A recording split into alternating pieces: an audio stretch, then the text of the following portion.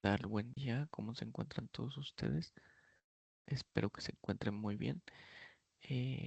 Bueno, pues el día de hoy vamos a dar inicio a la clase, me parece que es la clase número 12. Sí, es la clase número 12. El día de hoy, pues vamos a estar hablando de la teoría de los riesgos que se pueden suscitar al momento de nosotros celebrar un acto jurídico, un contrato, del cual deriven diversas obligaciones. Es el tema que vamos a estar hablando en esta clase número 12. Bueno, espero que se encuentren muy bien.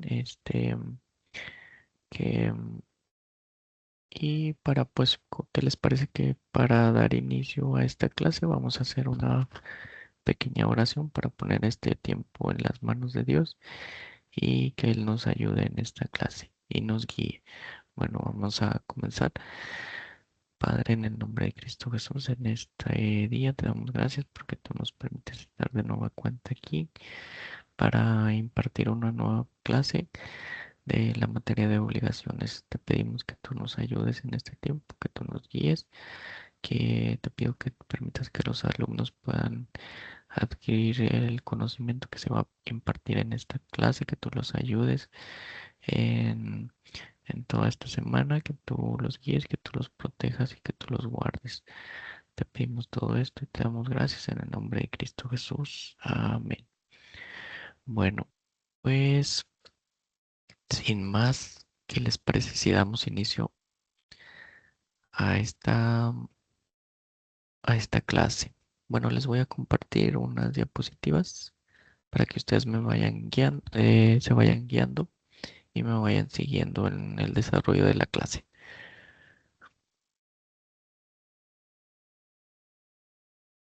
Aquí están. Vamos a ver.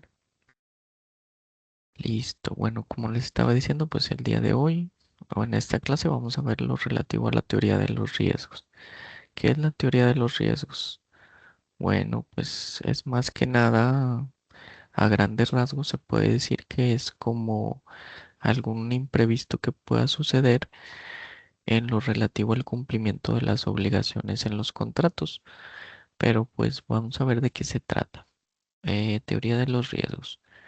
Dice, principio explicativo de los efectos de las obligaciones recíprocas. Pues las obligaciones recíprocas son las que tienen lugar cuando hay contratos sinalagmáticos o bilaterales, como la compraventa, el arrendamiento, donde surgen obligaciones para ambas partes. Por decir, para el vendedor, pues la obligación de transferir la propiedad del bien y del comprador la obligación de pagar por el precio que se pactó por la compraventa. Entonces dice los actos jurídicos creados de obligaciones recíprocas, señaladamente los contratos bilaterales, tienen algunos efectos característicos que se explican por el enlace y la interdependencia de las obligaciones que asumen ambas partes. Las obligaciones de cada una de las partes se explican y justifican por la obligación de su contratante. Ambas se sirven de causa como sostienen los autores causalistas. A consecuencia de ello, si falta o se extingue una de las prestaciones, la otra no tiene razón de subsistir. Pues sí, aquí hace referencia, bueno, que como son bilaterales, cada una de las partes pues está obligado a realizar cierta acción, a hacer algún hecho o a entregar cierto dinero, podríamos decirlo. Pero aquí dice que si falta alguna de ellas, eh, se extingue la otra, o sea que no hay razón de que subsista la otra. Por decir, si nos vamos al el ejemplo de un contrato de compraventa en relación a si es la venta de un bien, ya sea mueble o inmueble, si este bien pues desaparece o ya no existe o se pierde o sufre algún daño, pues ahí podríamos decir que da lugar a que pues ya no exista la obligación de la otra contraparte de pagar por el precio que se acordó en la compraventa. Pero esto pues lo vamos a ver más detenidamente más adelante.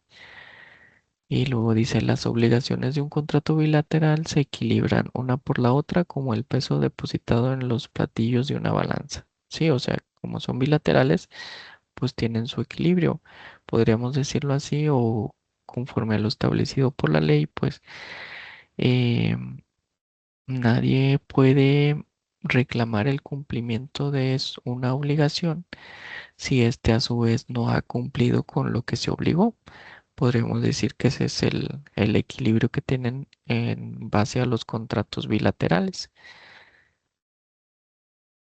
Y dice, si desaparece el contenido de uno de ellos, queda desnivelado y se pierde la igualdad.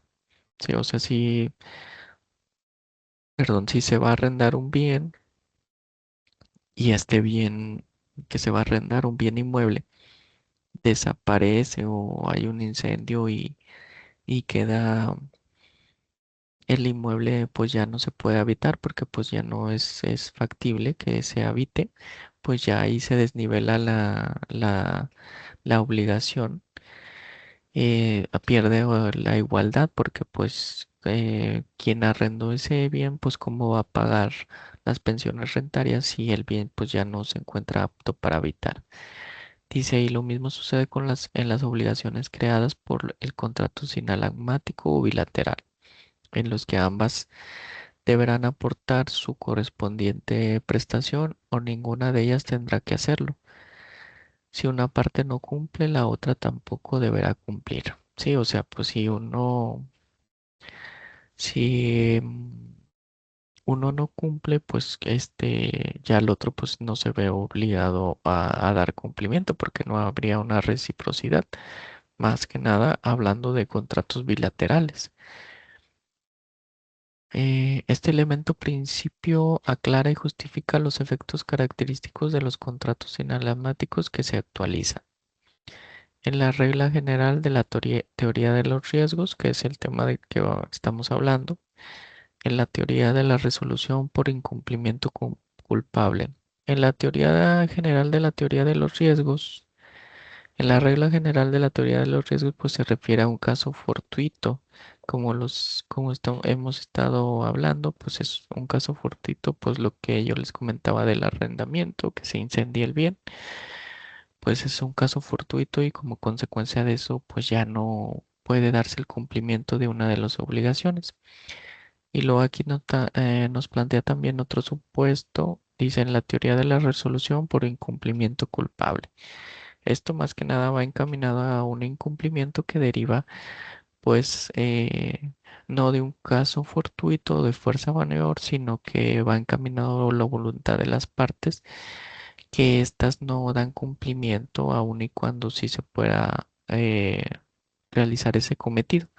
Por decir, si es un contrato de crédito, pues que no realice el pago. Ahí podríamos hablar de la teoría de la resolución por incumplimiento culpable, porque eso es imputable a la parte que está obligada a realizar el pago. Y luego aquí en el inciso se dice en la excepción de contrato no cumplido. Dice en la teoría de los riesgos, esto es que si una parte contratante no cumple su obligación porque se lo impida un caso fortuito de fuerza mayor, la otra parte también será dispensada de cumplir la suya. O sea, esta teoría de los riesgos habla que se suscita un incumplimiento de lo pactado en el contrato, Mm. pero, pero este incumplimiento no es eh, por voluntad propia del obligado, sino que tiene como consecuencia o deriva de un caso fortuito de fuerza mayor, algo externo, que podríamos decirlo en destruye la cosa objeto de la operación o un suceso que impide que se pueda cumplir con lo que se obligó. Entonces a esto se refiere la teoría de los riesgos. La que estábamos hablando en el inciso B, la resolución por incumplimiento culpable, dice si una parte no quiere cumplir su obligación o deja de hacerlo culpablemente, la otra podrá desligarse de la suya y obtener la rescisión del contrato. Ok, sí, pero aquí en este supuesto, pues ya está hablando de una mora, por decir, ya es imputable a la persona obligada. Ya no es por caso fortuito o fuerza mayor, sino que es derivado de la voluntad que se niega a hacerlo. Y en ese caso, pues se desliga de la obligación, podremos decir el acreedor, y puede obtener la rescisión del contrato. Excepción de contrato no cumplido: si una parte reclama el cumplimiento por la vía judicial sin haber pagado su propia prestación, la otra tendrá la facultad de defenderse posponiendo su pago hasta que el demandante cumpla con el suyo. Aquí es lo que les estaba explicando, de que más que nada esto se encuentra estipulado en la ley, y dice que si uno acude a juicio a reclamar el cumplimiento de una obligación, pues primeramente pues debe haber cumplido con todo lo que se obligó, y siendo así, habiéndolo hecho, pues ya puede reclamar de su deudor el pago de las obligaciones. Pero pues es como que está supeditado el reclamar el cumplimiento de una obligación a que uno primeramente dé cumplimiento a todo lo que se obligó, para que, o sea, para que pueda estar para que pueda ser viable que se reclame el cumplimiento de una obligación a otra persona. Y dice imposibilidad de cumplir por caso fortuito. La imposibilidad de ejecutar una obligación proveniente de un acontecimiento ajeno al deudor que no pudo resistir ni evitar. Lo liberta de cumplir y lo exonera de toda responsabilidad. Sí, o sea, aquí la imposibilidad de dar cumplimiento a una obligación por caso fortuito, pues se encuentra encaminada a que se suscite algún hecho que sea ajeno al obligado y que le impida dar cumplimiento a una obligación, como la pérdida de la cosa o algún hecho ajeno a que se salga de sus manos y que haga imposible el cumplimiento de las obligaciones a que se obligó o que fueron pactadas en diverso contrato. Y que dice que este hecho liberta de cumplir con esa obligación, porque pues aquí se suscitaría el principio general de derecho que establece que nadie está obligado a lo imposible. Entonces, si se le torna imposible el cumplimiento de esta obligación, pues sí, entonces pues no está obligado a realizarlo y se libera de esta obligación porque aconteció este caso fortuito. Un ejemplo sería, por ejemplo, este que vamos a ver aquí. Dice: me comprometo a donar a mi madre un ramo de rosas de mi jardín. No obstante, la helada que cayó anoche las destruyó todas, impidiendo que cumpliera mi obligación. Esta queda extinguida sin responsabilidad de parte del obligado. Entonces, sí, aquí como podemos ver de que primeramente pues se acuerda o surge una obligación al obligarse a donar un ramo de rosas, pero vemos que aquí se suscita un caso fortuito de fuerza mayor, donde es un acontecimiento inesperado en el cual por las condiciones climáticas del tiempo pues se pierde el objeto de la relación o del acto jurídico, que es el ramo de rosas, porque pues acaece una helada y se pierden las rosas, se destruyen. Entonces, pues eso tiene como consecuencia que se surta o que se torne imposible el cumplimiento de la obligación. Y en ese caso, pues se, como resultado, pues se extingue la obligación y no existe responsabilidad alguna de la parte obligada del cumplimiento a la misma, porque el objeto del contrato pues se destruyó, ya no existe.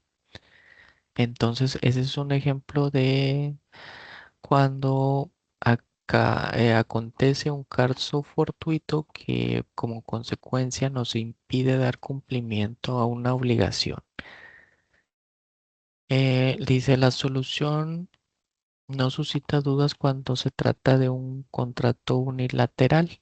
Bueno, la solución a cuando acontece este caso fortuito, pues es la que ya vimos aquí y que se nos suscita en el ejemplo, que pues si desaparece la cosa objeto de la obligación del acto jurídico, pues ya, pues no existe o no se encuentra obligado ya a dar cumplimiento y se desliga de cualquier responsabilidad. Ahí pues es un acto unilateral, porque pues nomás en el ejemplo, pues la persona se obligó a donar él mismo. Pero ¿qué pasa estamos hablando de un contrato bilateral? Pues vamos a ver, dice, la solución no suscita dudas cuando se trata de un contrato unilateral, como en el caso planteado, pues la única obligación generada por el acto queda extinguida por la imposibilidad de ejecución.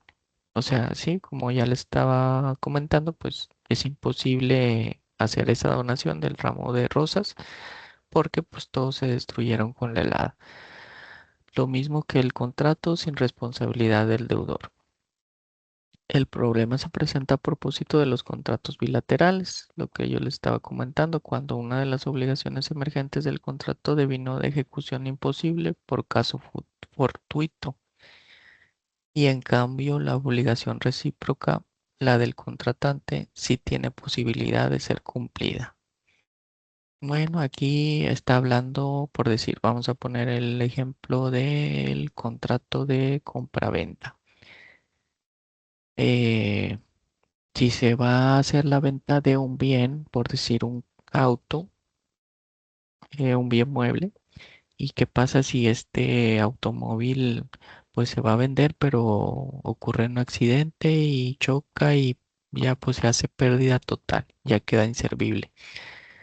Pues ahí el vendedor pues ya no estaría obligado a la venta, a cumplir su obligación de transmitir la propiedad de ese bien porque pues ya desapareció, ya se destruyó. Pero por el contrario, el comprador pues sí sería factible o sí sería viable, sí estaría en posibilidad de dar cumplimiento al pago del precio, porque pues no, en teoría pues no existiría algún impedimento para que este lo realizara. Ahí es donde se surge el problema para resolver este tipo de cuestiones cuando es este riesgo, caso fortuito o de fuerza mayor que se suscita en los contratos bilaterales. Dice, vamos a ver este ejemplo. ¿Vendía usted un cuadro de Van Gogh en 500.000 pesos? Un súbito incendio producido por un rayo consume mi casa y la pintura que estaba en ella. Yo no puedo cumplir con mi obligación de entregarle el cuadro, pero usted sí puede cumplir la suya de pagarme 500.000 pesos. Ahí está lo que yo le estaba diciendo. Respecto de una de las partes, pues ya no puede dar cumplimiento a la obligación porque el bien objeto de la operación pues se perdió, se destruyó. Pero la otra pues sí está en posibilidad de dar cumplimiento al pago. Dice el lienzo se perdió por caso fortuito. ¿Quién pierde? ¿Quién debe correr el riesgo de su pérdida? ¿Quién sufre el siniestro una vez acaecido? Si no tengo derecho a que usted me pague el precio, yo vendedor corro el riesgo y resiento la pérdida. Ah, si tengo ese derecho, usted comprador sufre el riesgo y la pérdida. Bueno, aquí nos pone varias interrogantes. Pues en la práctica pues suelen plantearse tanto comprador como vendedor. Pero bueno, siempre, bueno, la legislación, en este caso pues nos vamos a basar en el Código Federal Código Civil Federal, pues sí plantea una solución que le podemos dar en este caso cuando se surja la teoría del riesgo por que se actualice un caso fortuito de fuerza mayor en algún contrato bilateral, llámese de compraventa, de arrendamiento, de los bilaterales que existen. Entonces vamos a ver cómo es que la legislación civil federal pues da respuesta y nos plantea soluciones para este tipo de acontecimientos. Dice, cuando resulta imposible entregar la cosa objeto del contrato que se perdió a causa de un caso fortuito, aquí pues nos pone una interrogante, o sea, debemos de cuestionarnos y decirnos quién soporta esta pérdida, a quién se imputa el riesgo y sufre las consecuencias del siniestro. Y dice hablando de la teoría de los riesgos, pues aquí nos aporta una solución. La denominada teoría de los riesgos aporta las soluciones. Aplicación de los principios a las obligaciones de hacer y no hacer. Dice, los principios se aplican no solo a las obligaciones de dar, sino también a las de hacer y no hacer, pues estas igualmente pueden devenir imposibles de cumplir por fuerza mayor. O sea, aquí vamos a aplicar diferentes principios para dar solución a cada una de las obligaciones bilaterales que existen de dar, de hacer, de no hacer, todos esos tipos de obligaciones. El hecho que se va a prestar no se pierde, lo mismo que la abstención de vida. Sin embargo, un caso fortuito puede ocasionar una imposibilidad de ejecución o observancia. En tales supuestos, mal puede predicarse de riesgo de la cosa, pero en todos ellos se trata de un incumplimiento derivado de causa ajena e irresistible, y más valdría identificarlos con la reposición del principio que los rige. Principio general. Dice, este principio se aplica a todos los contratos, excepto a los traslativos de dominio, a los que producen el efecto de transmitir la propiedad, como la compraventa, permuta, etcétera. Dice, ¿este principio de qué trata? Dice, si en un contrato bilateral una de las partes no puede cumplir su prestación a causa de un caso fortuito o de fuerza mayor, queda eximida de hacerlo, lo mismo que su contratante, y el contrato se extingue sin responsabilidad de las partes, que resienten o absorben la pérdida de sus gastos. Ok, bueno, aquí este principio pues nos dice em, que si las partes no pueden cumplir con lo que se obligaron a causa de un caso fortuito o de fuerza mayor, pues quedan eximidos de hacerlo. Lo mismo que su contraparte, pues como uno ya no puede dar cumplimiento a lo que se obligó, pues como consecuencia el otro tampoco ya se encuentra obligado y trae como consecuencia que el contrato se extinga sin responsabilidad de ninguna de las partes y pues las partes pues tienen que absorber sus gastos. Aquí este principio pues se encuentra contenido en el artículo 2431 del Código Civil Federal. Dice, si por caso fortuito o fuerza mayor se impide totalmente al arrendatario el uso de la cosa arrendada, no se causará renta mientras dure el impedimento. Y si este dura más de 2 meses, podrá pedir la rescisión del contrato. Aquí vemos que nos plantea el caso del contrato de arrendamiento, que dice que si se suscita algún caso fortuito de fuerza mayor, se impide totalmente al arrendatario el que impida totalmente al arrendatario el uso de la cosa arrendada, pues en ese caso pues no se encuentra obligado a realizar la contraprestación del pago de la renta mientras dure este impedimento. Este, bueno, este tipo de ejemplos, ¿dónde lo podemos ver o dónde tendría lugar? Pues yo lo vi en la práctica, pues yo lo vi que se suscitó en la época cuando era la pandemia, ¿verdad? Que pues se cerraron los negocios, se cerraron los negocios pues ya no podría abrir la gente, ¿verdad? Y duró un lapso de tiempo considerable cerrado hasta que ya empezaron a abrir. Pero ahí en la práctica pudimos ver que se suscitaba este supuesto porque era un caso fortuito de fuerza mayor y hay unos comerciantes que el local donde realizan sus actividades pues es rentado.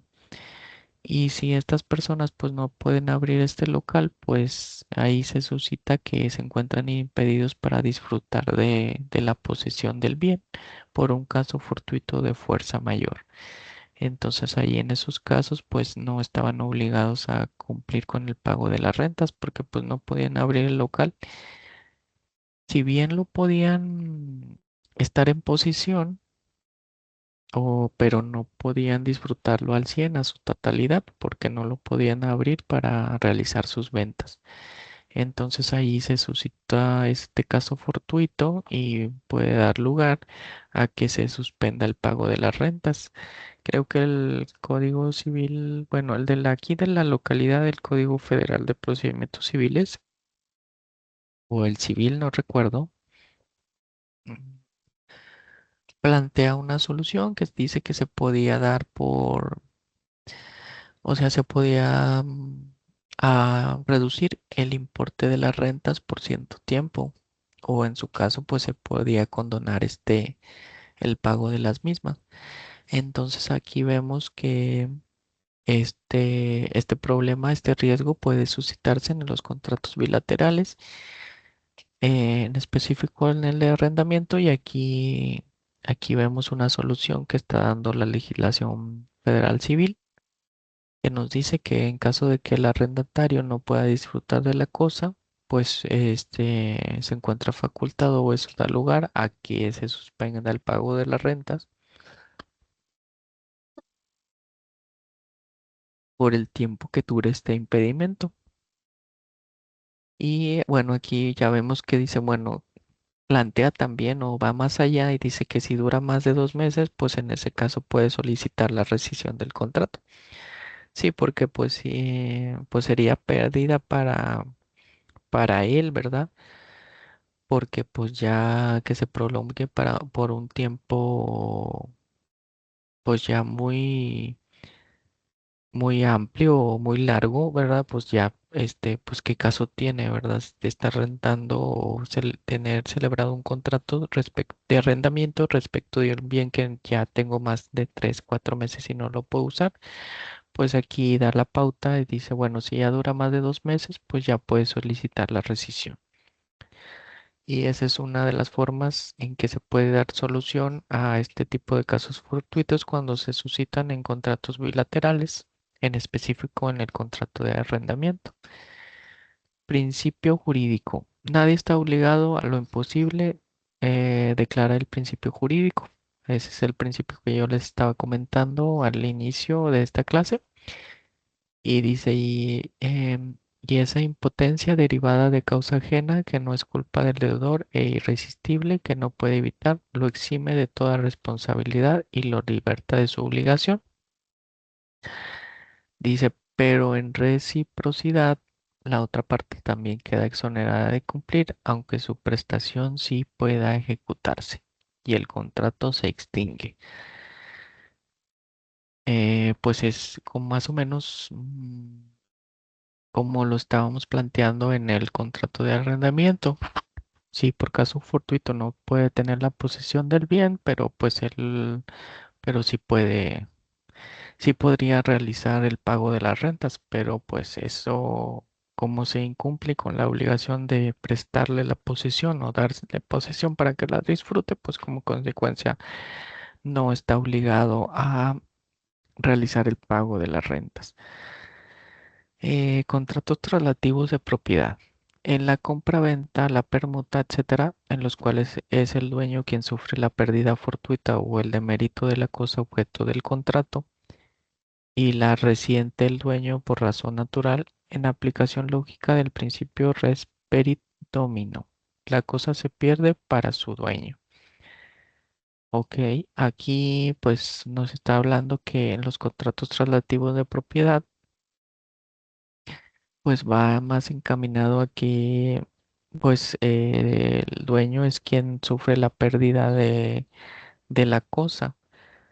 Dice, el riesgo es para quien sea dueño de la cosa en el momento que ocurra la pérdida. Aquí pues se limita o va más encaminado, como ya son contratos relativos de dominio, pues nos hace o nos precisa que el riesgo pues siempre va a correr a cargo de quien él es el dueño de la cosa y de que en dado caso de que esta cosa se pierda, pues sobre él pues recaería el daño sobre quien fuere dueño en el momento en que acontece este caso fortuito o de fuerza mayor.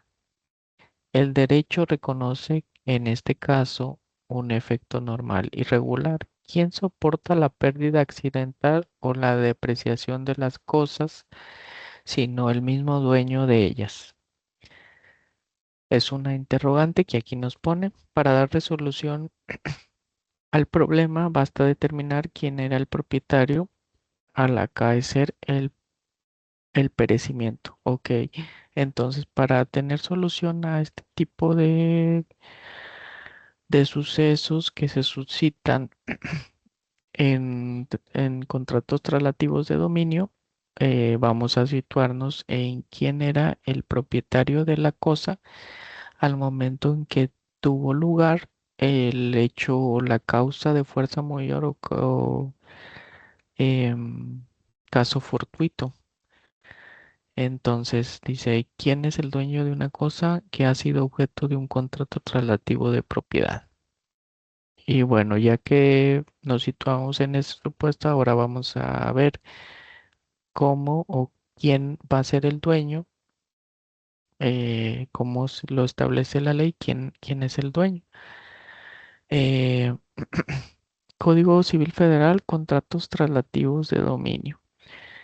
Y vamos a ver aquí que en la legislación civil federal pues nos establece diversos tipos de soluciones que se pueden plantear o aplicar en el caso de los contratos relativos de dominio.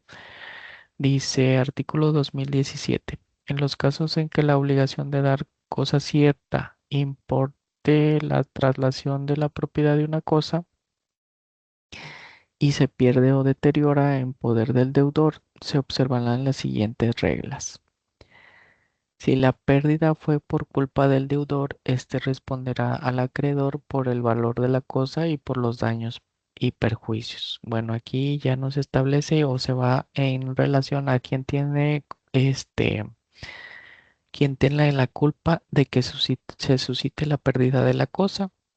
Y nos dice que si la pérdida fue culpa del deudor, pues en este caso él va a ser quien se encargue de responder al acreedor por el valor de la cosa y a su vez le va a pagar los daños y perjuicios.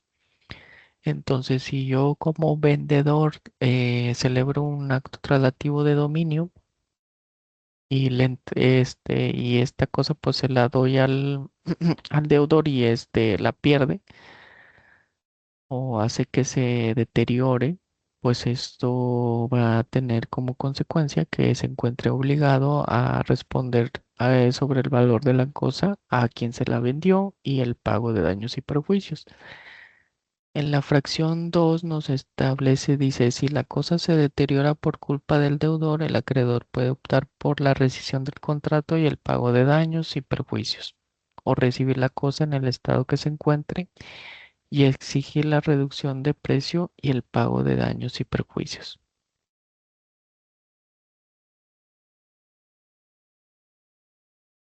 Bueno, aquí ya nos da otros supuestos cuando es la pérdida de la culpa eh, o no, es que se deteriora la cosa por culpa del deudor. Entonces aquí el acreedor puede optar por rescindir el contrato y hay que se le haga el pago de daños y perjuicios o recibir la cosa en el estado que se encuentra y exigir la reducción de precio y el pago de daños y perjuicios. Y aquí en la fracción 3 dice si la cosa se pierde por culpa del acreedor, el deudor queda libre de la obligación. Aquí nos marca un caso contrario, que pues si la cosa es perdida por culpa del acreedor, pues ya el deudor se libera de la obligación. Pues sí, ahí no tiene pierde, porque pues qué caso tendría, pues ya no habría ningún otra opción más, ¿verdad? Porque pues ya se perdió, pues ya no se puede, e incluso pues ya no se podría realizar o ya no tendría sentido la operación, porque el objeto de la misma pues ya desapareció. Si se deteriora por culpa del acreedor, este tiene obligación de recibir la cosa en el estado en que se halle. Y aquí, bueno, nos dice el supuesto de que si se deteriora la cosa, pues obviamente, o el deudor pues la regresa en el estado que se halle. Pues sí, porque pues ya no es pues ya no se estaría otorgando la cosa en los términos que se pactó, sino que pues sería en detrimento del deudor, ¿verdad? Porque el acreedor es culpable del deterioro de la misma y entonces pues como consecuencia el deudor pues surge su derecho de regresarla en el estado en que se encuentra. Si la cosa se pierde por caso fortuito o fuerza mayor, la obligación queda sin efecto y el dueño sufre la pérdida, a menos que otra cosa se haya convenido. Y aquí pues puede ser de lo que estamos hablando, ¿verdad? De determinar quién es el dueño al momento en que ocurre el caso de fortuito o de fuerza mayor. Dice aquí, si la cosa se pierde por caso fortuito o fuerza mayor, la obligación queda sin efecto y el dueño sufre la pérdida, a menos que otra cosa se haya convenido. Y aquí nos dice como regla general que el dueño es el que sufre la pérdida, pero aquí nos pone un supuesto de excepción, que en caso de que se haya pactado eh, otra cosa, pues no va a aplicar la regla general que aquí establece. Principio general, dice artículo 2024. En los contratos en que la prestación de la cosa no importe la traslación de la propiedad, el riesgo será siempre de cuenta del acreedor, a menos que intervenga culpa o negligencia de la otra parte. Y aquí nos marca un principio general cuando no son contratos traslativos de dominio. Dice que el riesgo siempre será por cuenta del acreedor, a menos que intervenga culpa o negligencia de la otra parte o del deudor.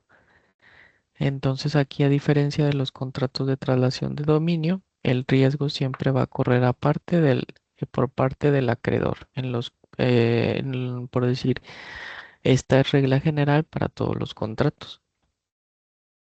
Dice convenio de riesgos. Las partes pueden derogar los principios estudiados y convenir que una de ellas asuma los riesgos, como lo que estábamos viendo aquí en la parte final, en la fracción 5 del 2017, que el Código Civil Federal pues da la pauta a que estos lineamientos para la reparación o dar solución cuando se suscite un caso fortuito de riesgo mayor pueden quedar eximidos si existe un pacto que en el contrato que especifique cómo se va a dar o resolver este tipo de situaciones. Dice, las partes pueden derogar los principios estudiados y convenir que una de ellas asuma los riesgos. Sería un convenio de responsabilidad con renuncia a la exoneración proveniente del caso fortuito. O sí, pues sería un contrato donde estuviera pactado este tipo de situaciones y ahí pues, se debe establecer quién es el que se encuentra obligado para resarcir los daños o qué va a pasar en caso de que se suscite este tipo de situaciones. ¿Se va a rescindir? ¿Se va a dar por terminado? ¿Cuál sería la decisión que se va a tomar? Dice artículo 217 del Código Civil Federal. Pues es lo que estábamos viendo y lo que se le estaba eh, precisando. Dice, si la cosa se pierde por caso fortuito o fuerza mayor, la obligación queda sin efecto y el dueño sufre la pérdida. Y aquí está la excepción. Dice, a menos que otra cosa se haya convenido. Y el artículo 2111 del Código Civil Federal establece lo siguiente. Dice, nadie está obligado al caso fortuito, sino cuando ha dado causa contribuido a él. cuando ha aceptado expresamente esa responsabilidad, cuando la ley se lo impone, se la impone. Entonces aquí nos dice el primero, que es el 2017, pues da la pauta para que la responsabilidad en caso de fortuito o fuerza mayor sea determinada por las partes. Pues yo digo que esto es atendiendo a la libertad contractual que tenemos o que tiene cualquier ciudadano, de que ellos pueden pactar lo que ellos crean convenientes en los contratos, siempre y cuando pues esto sea acorde a la ley y no violente algún dispositivo legal. Entonces, yo estimo que este artículo va en base a ese principio de la libertad contractual. Y aquí nos refuerza y dice, nadie está obligado al caso fortuito, sino cuando ha dado causa contribuible a él. O sea, esto aquí nos establece que nadie está obligado al caso fortuito siempre y cuando no sean por causas imputables a él. Mm. Y cuando la ley así lo disponga. Y también nos establece que es a voluntad de las partes porque hace mención a cuando esto así se haya obligado por las partes. Cuando cuando dice aquí, dice cuando ha aceptado expresamente esa responsabilidad, o sea, cuando se obligaron así de ese modo.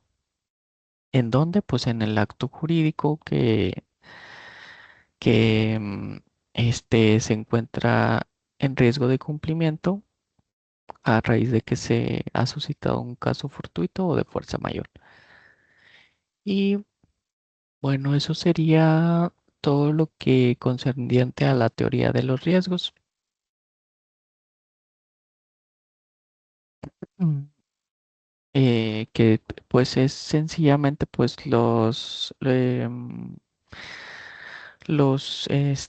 ¿cómo se podría decir así? Los acontecimientos que dan lugar a un incumplimiento, pero que no son como consecuencia o responsabilidad de una de las partes, sino que son derivadas de un hecho ajeno a estas, como su nombre lo dice, un caso fortuito, un acontecimiento que no se esperaba, como en lo que vimos en lo relativo a el ejemplo de la donación del ramo de flores o casos similares donde el objeto del acto jurídico se pierde y eso impide que una de las partes dé cumplimiento a lo que se obligó. Entonces, esta teoría de los riesgos va encaminada a que se suscite este tipo de acontecimientos que impiden el cumplimiento de un contrato, el cumplimiento de las obligaciones. Bueno, les voy a dejar de compartir y como ya vimos lo de la teoría de los riesgos, vamos a ver un poco de...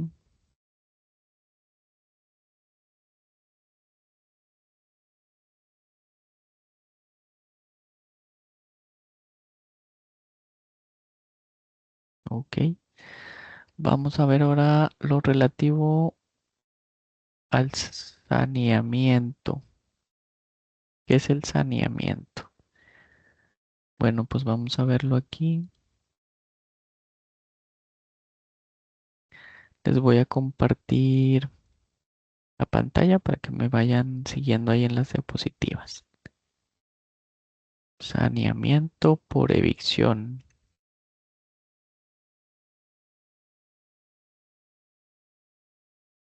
Saneamiento por evicción. Dice, las obligaciones que tienen por objeto transmitir a título oneroso producen algunos efectos particulares a causa del deudor.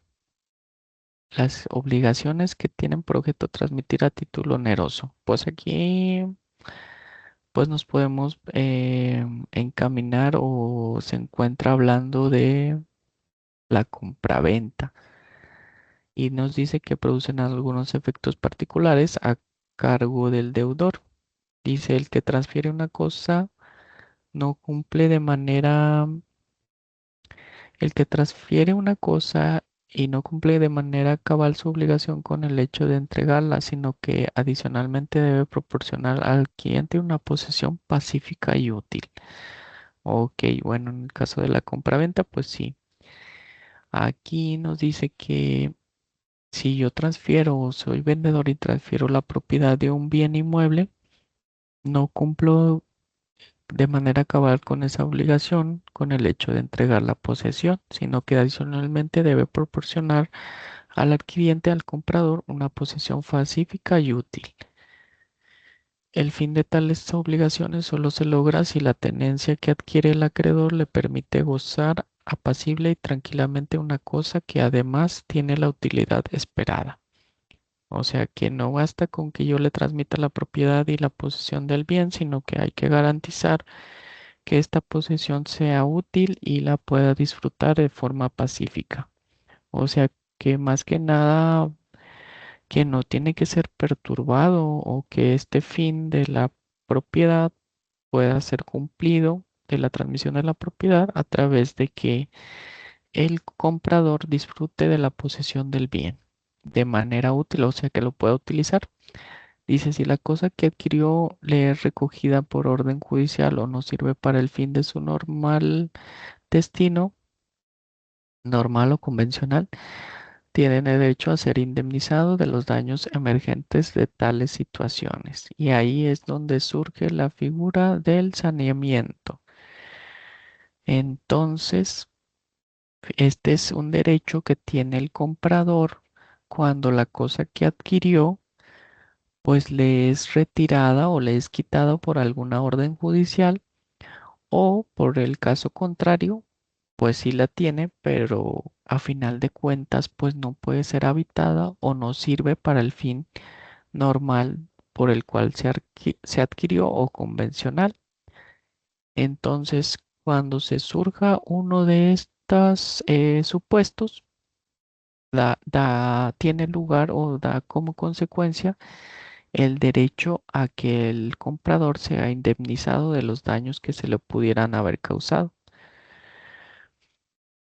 Dice, el deudor de la cosa, quien la transmitió, debe reparar los daños causados al adquiriente porque la transferencia sin derecho de una cosa ajena o inservible es un hecho ilícito que compromete su responsabilidad civil. Sí, básicamente por esto, porque pues si nosotros transmitimos la propiedad de un bien sin tener derecho, de ahí que establezca que puede ser retirado por orden judicial, pues esto a orden judicial regularmente deriva de algún procedimiento judicial que se llevó, bueno, deriva de un procedimiento judicial que se llevó en donde se determinó que quien le vendió pues no tenía los derechos o que el antecedente de propiedad pues no, por decir una nulidad del antecedente de propiedad o algún caso parecido que tenga lugar y como resultado que se destruya ese título, que se declare nulo y como consecuencia quien me vendió a mí pues no tenía ese derecho para hacerlo. Ahí es donde se suscita este tipo de situaciones y generan o dan lugar a que a resarcir el daño causado.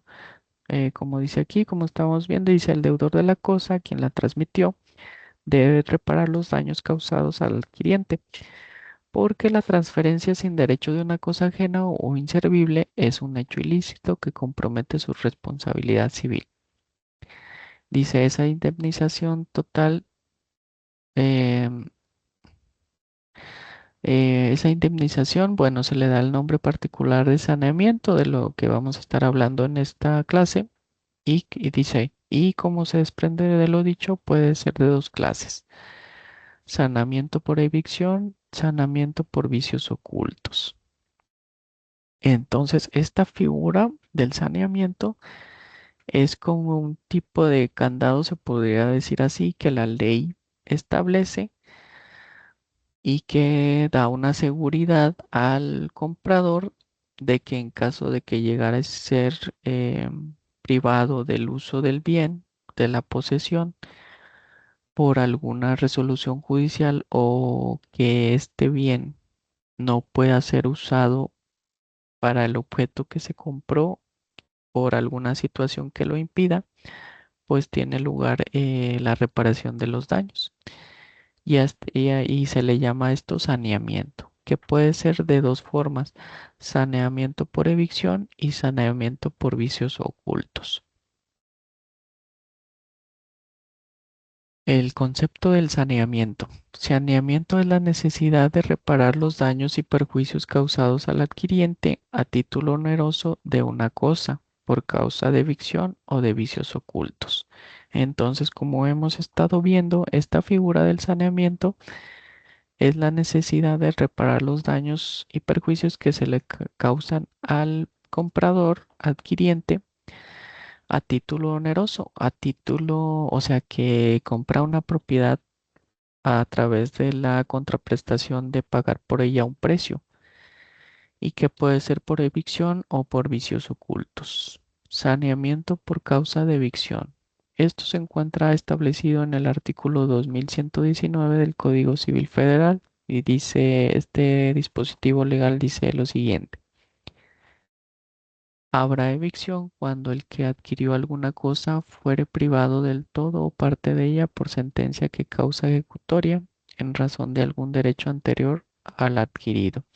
Y esto se suscita, pues sí, es común en la práctica cuando se adquiere algún bien, se hace una compraventa, pero resulta que se promovió algún juicio de nulidad sobre el antecedente de propiedad de este inmueble, y se determina que pues el antecedente pues no es nulo, se encuentra alguna elemento de inexistencia del contrato y como consecuencia se nulifica, pues esto trae como resultado o trae consecuencias para el, el comprador, que causa que se le sea retirada esta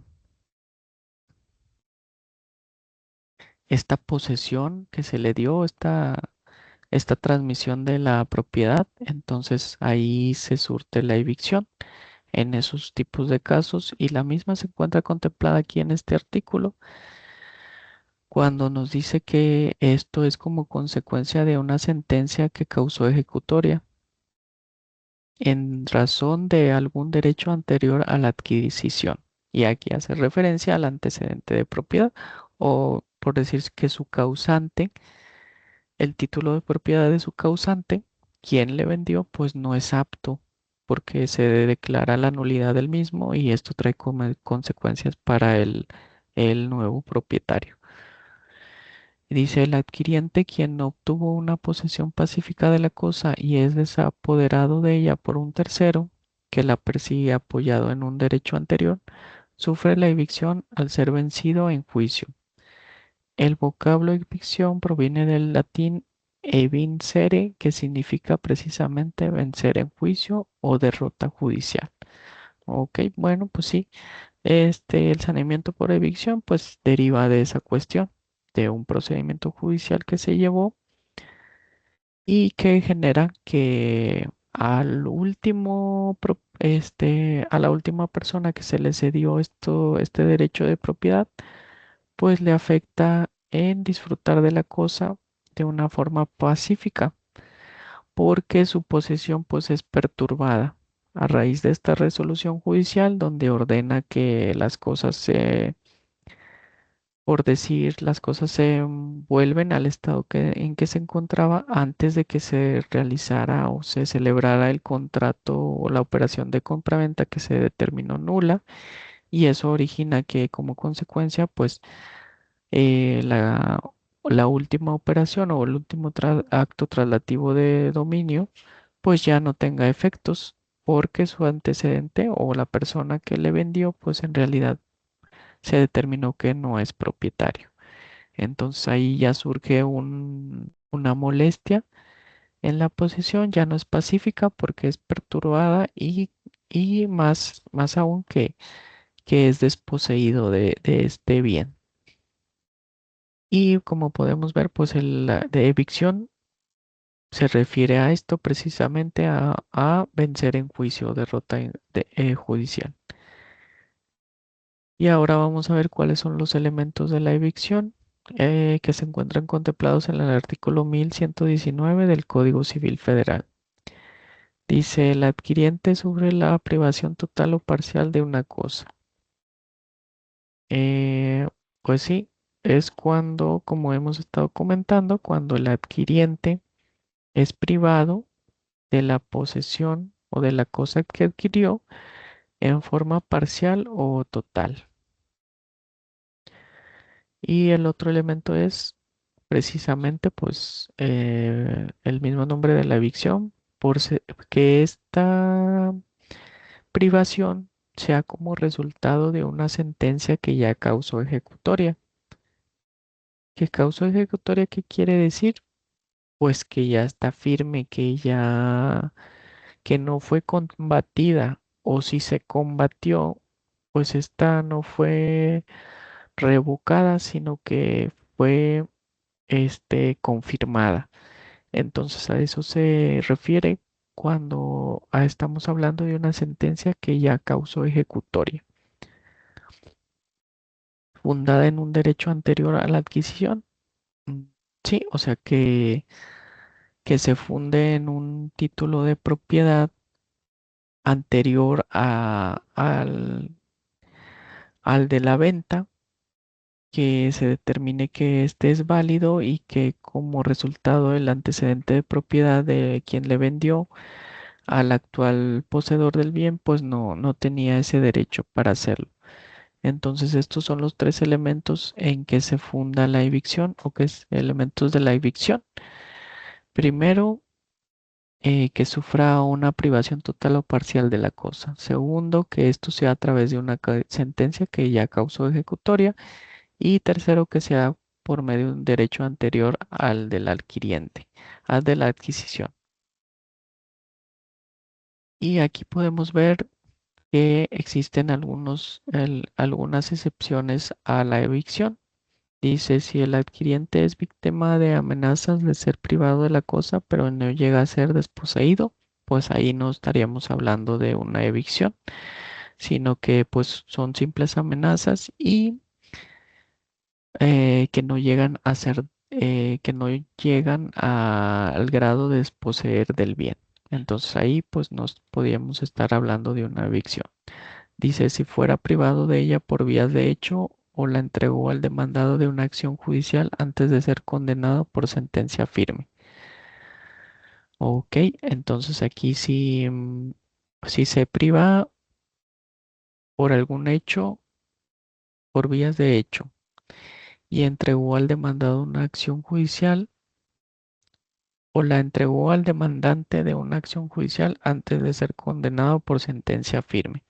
Entonces ahí pues no estaríamos hablando de una evicción porque pues aquí dice que fue por una sentencia que aún no se encuentra firme, entonces pues no se suscita, no se cumple uno de los elementos de la evicción. Y por otro lado dice si resulta desposeído de la cosa con base en un derecho posterior a su adquisición, en el caso de la causa de su privación sobreminó cuando la cosa ya era propiedad del adquiriente y de nada podría culpar al enajenante. Aquí nos habla que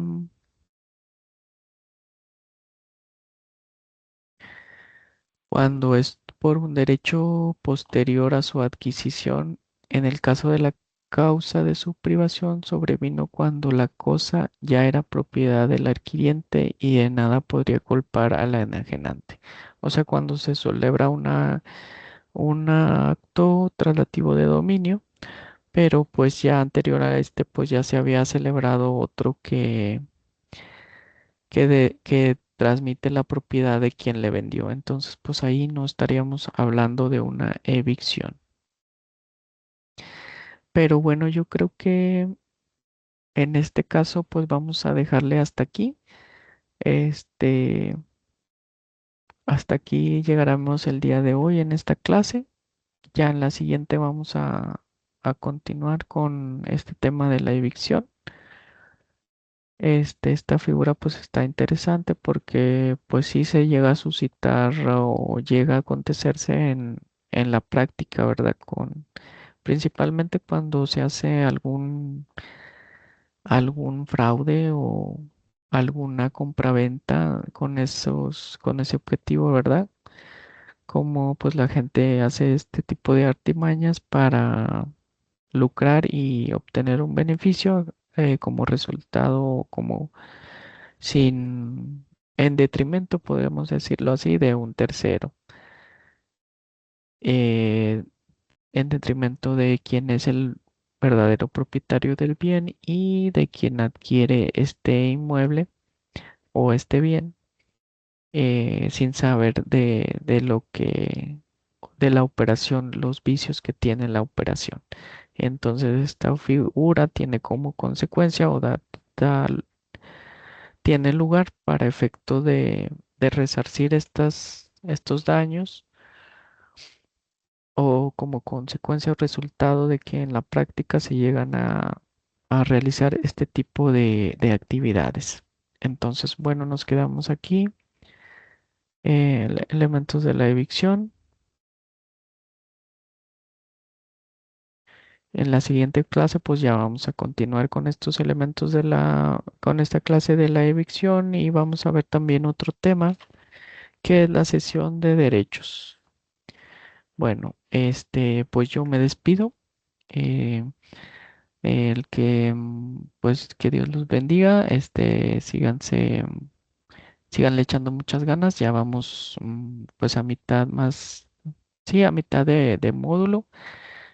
Ya nomás nos queda este mes. Hay que echarle muchas ganas y pues ya saben, cualquier duda que tengan, pues me pueden contactar por el WhatsApp y pues ahí estoy a sus órdenes. Sin más por el momento me despido y aquí nos vemos. A ver, les voy a dejar de compartir. Aquí nos vemos en la siguiente clase. Hasta luego.